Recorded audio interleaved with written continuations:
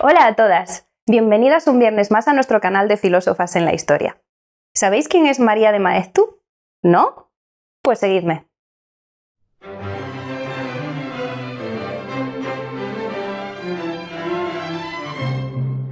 Hola Paula, volvemos otra vez aquí, esta vez para hablar de pensadoras que también son maestras. Se han preocupado por la educación. Háblanos, cuéntanos tu autora. Pues hoy venimos a hablar de María de Maeztu, que es una figura muy importante dentro de la pedagogía, ¿no? Y como bien dices, de la educación, sobre todo de la educación, mixta, pero también y especialmente de las mujeres. María de Maeztu nace en 1881 en Vitoria, en el seno de una familia también muy interesante a nivel cultural. Su madre, Juana Whitney, de origen inglés, pero criada y educada en Francia, tuvo una influencia muy importante sobre María y también nos dejó a nosotros a nivel nacional pues un legado importante porque fue la creadora de la Academia Anglo-Francesa, que fue una de las primerísimas instituciones dedicada exclusivamente a la educación primaria de las niñas. ¿No? Estaba en Bilbao esta academia. De la familia de Maeztu probablemente conozcamos también el nombre de su hermano, Ramiro, porque era pues uno de los intelectuales de principios del siglo XX y tristemente lo asesinaron a principios de la Guerra Civil en 1936. Sí, tenemos un instituto en Madrid, Ramiro de Maeztu. Sí, es curioso cuanto menos porque pues este hombre tenía sus aportaciones, ¿no? Sobre todo a nivel literario, pero en realidad fue su hermana, María de Maeztu, la creadora, fundadora y patrocinadora de 3 grandísimas instituciones de las que vamos a hablar ahora. Sé que tuvo una formación exquisita, que es lo que le llevó a poder crear esas instituciones de las que nos vas a hablar. Sí, así es. María se licenció en Magisterio y después estudió también Filosofía y Letras en las universidades de Salamanca y de Madrid, donde coincidió con algunos de los intelectuales de sus coetáneos, ¿no? Al principio colaboró durante mucho tiempo con su madre, que decíamos que también pues, tenía sus proyectos, ¿no? Pero luego enseguida empezó a dar clase en escuelas, a trabajar como maestra. Lo que es curioso de María, y como la describen y como podemos ver en los testimonios que tenemos escritos, es que era una persona muy carismática, muy locuaz, y entonces, además de dar clase, empezó también a divulgar un poco sus ideas y sus métodos educativos, que eran pues, bastante revolucionarios, ¿no? Bastante transgresores para la época. Entonces empezó a dar pues, pequeñas conferencias, eventos por distintas ciudades donde pues, hablaba un poco de estas ideas y así fue como un poco entró en el punto de mira de la JAE, que era la Junta de... Sí, que promocionaba los estudios en el extranjero. Efectivamente, era un apartado de la Institución por la Libre Enseñanza, entonces, una entidad formada en 1907, si no me equivoco, y que es muy importante en la vida de María de Maeztu porque fue un poco su patrocinadora, ¿no? Digamos que entró bajo este mecenazgo de la JAE y gracias a ella pudo pues viajar por Europa siempre en el pretexto, dentro del contexto de la educación y de las conferencias y la divulgación pedagógica. Estuvo en grandes capitales, ¿no? Pues en Londres, Bruselas. También viajó por Suiza y por Alemania, donde ya nos detallaremos más adelante porque también estudió. De todas formas es muy interesante que hubiera una organización que becara a personas para conocer distintos modelos educativos para luego traerlos aquí a España. Entonces María de Maeztu tuvo esa formación plural con la intención de luego proyectarla. Eso es. Tuvo una formación diversa, plural, en efecto, internacional. También veremos después en sus aportaciones filosóficas, pues eso, el hibridismo, ¿no? De distintas corrientes y demás. Pero la vida de María no fue todo teoría, ¿no? O teoría y viaje, sino que pues precisamente de todo lo que vio y de todo lo que aprendió, mucho lo materializó. Sí, ¿no? Fue y lo llevó a acción. A la praxis, así es. Como recordábamos en la querella de las mujeres que decía, no solo hay que mostrar las capacidades en la pluma, sino también en la obra. Y ella tiene obra, pero muy significativa. Eso es. De hecho, es muy importante si vamos a conocer o a estudiar la figura de María de Maeztu que tengamos en cuenta sus 3 grandes proyectos, que son 3 grandes instituciones. La primera es la Residencia para Señoritas, que creó en Madrid en 1915 y que, para que nos hagamos una idea, podemos tomar, conceptualmente quiero decir, podemos tomar como referente la Residencia para Estudiantes, que seguro que nos suena a todas, ¿no? Donde sabemos que convivieron muchos de los miembros de artistas, ¿no? y de escritores de la generación del 27. Entonces, a todos los efectos era un colegio mayor, pero que iba un pasito más allá, además de una residencia, como su propio nombre indica, fomentaba la formación cultural de sus residentes, de estas mujeres universitarias, ¿no? Compaginaba o complementaba su estudio académico mediante otras actividades. Sí. Es el sentido originario de los colegios mayores. El sentido originario no es simplemente ser un lugar para mantenerte o para tener tu propia residencia, sino fomentar la cultura. Y los colegios mayores con un carisma o una idiosincrasia, cada uno en una línea. Eso es. Para que os hagáis una idea del nivel cultural de la Residencia para Señoritas, pues podemos comentar que algunas de sus visitantes asiduas eran Gabriela Mistral o Clara Campoamor, que eran, bueno, pues dos conocidas y amigas de la propia María de Maeztu, que también tenía residentes extranjeras, como por ejemplo Marie Curie, que también estuvo allí. Y también tenía, bueno, pues actividades, o se organizaban, ¿no? Tenía lugar dentro de la residencia actividades y eventos siempre culturales, artísticos, pues a veces a cargo pues de la figura tan importante de Lorca, ¿no? De Federico García Lorca, que era un muy buen amigo de María y que, bueno, pues a menudo daba recitales en el salón de actos de la residencia, por ejemplo, poemas de su antología Poeta en Nueva York, y que también, que me parece un dato muy, muy curioso, con su grupo teatral La Barraca, también ensayaban dentro del recinto de la Residencia para Señoritas. Un centro cultural de la época, pero dedicado y dirigido a mujeres, por mujeres. Eso es. ¿Qué más? Bueno, pues de nuevo con la ayuda de la JAE y su ayuda económica y pública. Eso es, pero quiero decir sobre todo estatal, es importante, luego veremos por qué.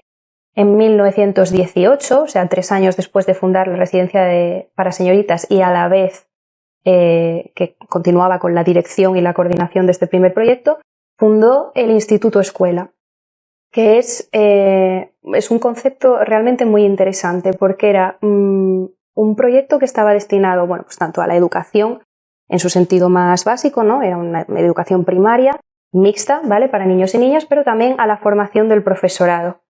Y de hecho, el objetivo principal de este proyecto del Instituto Escuela era, bueno, pues realmente tenía un carácter experimental, pero era poner a prueba una serie de ideas y métodos pedagógicos y a posteriori pues implantarlos en el resto de España. Un instituto o un centro piloto para luego llevarlo, pues ya generalizarlo. Eso es. Y es verdaderamente interesante porque, bueno, María, como decíamos, desde el principio no de su formación, sino de su profesión, como maestra ya tenía ideas bastante, vamos a decir, revolucionarias, entendidas así en el contexto, ¿no? Histórico. Entonces, algunos de los métodos que aplicó a esta enseñanza en este instituto eran, pues, por ejemplo, la ausencia de libros de texto y la insistencia en que el alumnado tomara sus propios apuntes, priorizar siempre la reflexión por encima de técnicas de repetición, mímica o de memorización exclusivamente, ¿no? De los contenidos. Hacía mucho hincapié también en el pensamiento crítico, es decir, que el alumnado pues le diera una vuelta a los contenidos de la clase, los interpretara de una manera también, bueno, pues personal, ¿no? Las clases se daban al aire libre casi siempre, salvo que el tiempo lo impidiera, el tiempo, bueno, pues, atmosférico, lógicamente. Bueno, yo creo que lo hemos dicho ya, pero era un proyecto mixto que también es importante, o sea, era la coeducación de niños y niñas, y también muy, muy relevante, era un espacio religiosamente libre, o sea, una educación libre de doctrina religiosa. Bueno, pues un experimento, y más cuando sabemos que después tuvimos una dictadura y todo eso se acabó. Sí. Pero bueno, la semilla está ahí. La semilla está ahí para recuperarla también. ¿Y el tercer proyecto que llevó a cabo? ¿El liceo? El tercer proyecto, efectivamente, era el Liceum Club Femenino, o liceo vamos a llamarlo. Este lo fundó en 1926 Y decía antes que era interesante que los dos primeros habían contado con un respaldo público estatal porque este fue una financiación exclusivamente privada. Este lo hizo María de Maeztu con algunas compañeras también intelectuales y interesadas en promover la educación femenina. Fue un proyecto que ella quiso desde el principio que fuera mixto, pero no pudo ser así. Lo que sí que consiguió, no obstante, es que fuera un espacio libre de religión también y de ideología política, bastante remarcable este hecho. Y en qué consistía, pues nos va a recordar un poco a cuando vimos en el canal, si os acordáis, a las filósofas de salón, a estos espacios, estos salones destinados pues un poco al intercambio cultural y de ideas, ¿no? al flujo intelectual y demás. El objetivo principal era pues ofrecer a las mujeres un espacio libre de pensamiento, pero de expresión también, ¿no? Fomentar también el espíritu colectivo, siempre en el marco de la cultura y del arte, y un poco lo que hacía era reflejo de estos mismos proyectos que pues probablemente María habría entrado en contacto con ellos o habría sabido de ellos a través de sus viajes por Europa, ¿no? Porque liceos de este tipo o espacios de este tipo, femeninos también, los había en las grandes capitales, ¿no? Pues en Londres, en París, en Berlín, en Roma, en Ámsterdam. Entonces María lo que hizo fue pues implantar un poco la misma idea en nuestra capital. Vamos a sus principios filosóficos, que sabemos que están en un marco pedagógico, pero también sabemos que tiene toda la influencia de todos estos viajes que fueron subvencionados para traerlos como modelo a España. ¿Qué destacarías? Bueno, pues dos influencias fundamentalmente. Por un lado de la doctrina inglesa y por otro lado la corriente alemana neokantiana. Pero bueno, vamos por partes. De los ingleses, sí que es cierto que podemos decir que María se quedó con tres principios. El principio de la economía mental, es decir, el interés porque el sujeto, en este caso el alumno o la alumna, ¿no? Centre o focalice toda la actividad de su mente en la obra o la acción que está a punto de llevar a cabo y aleje de esta manera pensamientos distractores. Efectivamente, lo que sobra o lo que no nos ayuda a centrarnos en este objetivo, ¿no?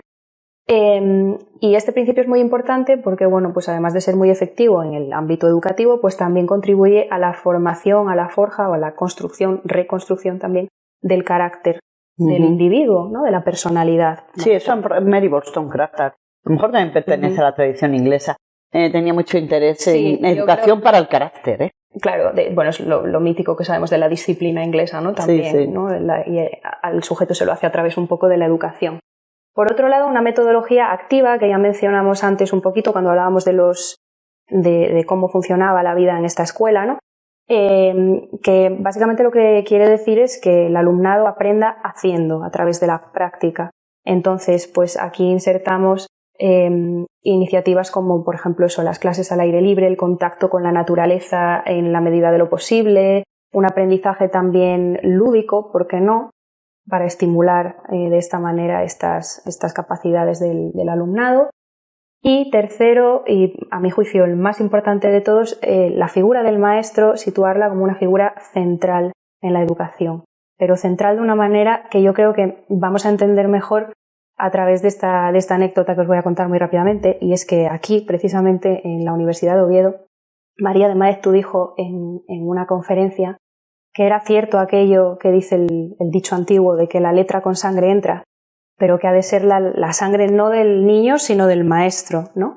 Entonces, yo creo que a través de esta reformulación de este dicho antiguo, María deja clara el grado de implicación que tiene que tener el maestro o la maestra en la educación. No. Y por parte de Alemania, ¿qué influencia recibió? Vale, pues la parte alemana, para nuestra sorpresa, pues era mucho más, o fue mucho más filosófica, ¿no?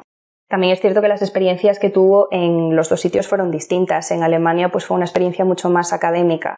Estuvo en Friburgo, pero también estuvo en la Universidad de Marburgo, como dato anecdótico de compañero Ortega y Gasset. Estuvieron los dos atendiendo a las clases del pedagogo Paul Nator, y que era, bueno, dentro de la corriente neokantiana. Entonces, bueno, pues hablaba por una parte un poquito y en consonancia con lo que decían los ingleses de que el sujeto abierto y dispuesto para la educación, tenía que ser un sujeto libre, autónomo, lo que había que es libre y autónomo, pero siendo la razón la que guíe. Efectivamente. Por otro lado, dentro de esta libertad, ¿no?, vamos a decir, de este contacto con lo natural, de esta desvinculación de lo demás, había que hacer una pequeña criba, ¿no? Había que insertar una disciplina. Y esa disciplina pues consistía en la voluntad por encima de los instintos. Eso es. No he entendido esto pues, a un nivel de castración ni de abstinencia, pero sí como una templanza de los instintos pero el que prime la voluntad por encima y sobre todo, bueno, la razón. Y sobre todo la racionalidad también por encima de la voluntad. Es como un esquema clásico y también un esquema neokantiano que es muy imperante también en Alemania. Razón, voluntad e instinto jerarquizados. ¿Qué te iba a decir? ¿Y algunas líneas de perspectiva de género? Sí, pues esto es muy interesante también que lo mencionemos, porque bueno, claramente por una parte, como hemos visto hasta ahora, podemos resumir la actividad de esta persona, de María de Maeztu, como bueno, comprometida con el género desde el minuto uno, ¿no? Porque abogaba por eso, la educación femenina, desde las niñas pequeñas hasta las mujeres adultas, su acceso a la cultura y demás, ¿no? Pero también cuando tuvo oportunidad dejó caer otras ideas, siempre dentro del marco de género, pero orientadas a otras cuestiones, ¿no? Como por ejemplo, defendía la igualdad de la mujer al hombre, pero vamos a decir, su no inferioridad a ningún nivel, ni intelectual, ni físico, ni espiritual tampoco. Y después sí que es cierto que habló sobre el matrimonio, sobre cómo estaba mal planteado, sin decirlo así, pero dijo que la mujer sí que debería llegar al matrimonio o ir al matrimonio en igualdad de derechos y deberes que su compañero, de tal suerte que de esta manera pudiera el matrimonio, ser pues lo que es hoy en día, ¿no? Realmente una opción personal y no una tabla de salvación, cito textual de María de Maeztu, como se interpretaba por las mujeres en aquel entonces, ¿no? María hablaba, y vuelvo a citar textualmente porque ya que la describe como una mujer tan locuaz y tan precisa, ¿no? con el lenguaje, insistía mucho en que la mujer tenía que tener una libertad de la existencia, ¿no? A existir de manera igual que su homólogo masculino, ¿no?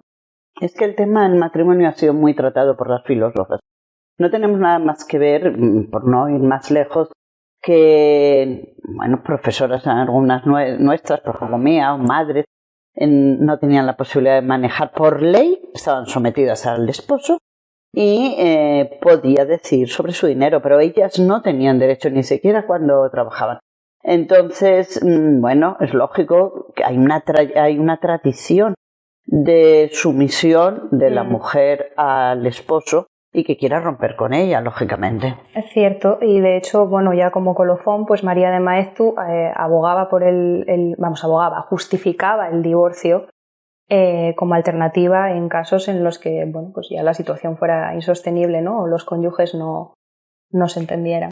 Y finalmente, que vamos a ir acabando, sé que se exilió María de Maeztu, cuéntanos. Sí, pues decíamos, me parece al principio del todo, que al principio de la guerra civil, pues hubo muchos cambios, lógicamente, ¿no? Entre otras cosas, asesinaron a su hermano y esto para ella fue un golpe muy duro. Entonces ella, pues por suerte no corrió el mismo destino, pero sí que es cierto que se tuvo que marchar del país. Pasó por Estados Unidos y es interesante que también mencionemos que tenía ya lazos con algunas universidades americanas y de hecho en Columbia le ofrecieron un puesto muy interesante como docente de literatura española, pero lo rechazó y se estableció en Argentina, donde permaneció en contacto con la Universidad de Buenos Aires pues hasta el fin de su vida. Ella falleció allí, no en Buenos Aires, pero cerca, en 1948. Y pues como muchos intelectuales de nuestra historia, pues un poco corrió la misma suerte, ¿no? O el mismo final, exilio. Y de todos modos no me gustaría que este final se viera como una derrota, en el sentido de que con ella fallecieron o perecieron también sus, vamos a llamarlos, ¿por qué no?, sus vástagos, que eran sus grandes proyectos, ¿no? Tanto la residencia como el instituto escuela, como el liceo. Pero como decíamos antes, en una de las preguntas, María sembró. ¿no? Y esa siembra yo creo que ahora mismo pues sí que es un momento muy, muy propicio para recoger esos frutos, ¿no? O por lo menos para volver a labrar estas iniciativas en todos los sentidos, no solo de lo que se materializó, sino también de pues, sus iniciativas y sus propuestas pedagógicas también. Claro, por eso también está aquí, porque estamos recordando, recuperando, sacando a la luz a las autoras y a esas obras que hicieron tanto escritas como de acción que no siempre nos llegan. Muchas gracias, Paula, por tu aportación.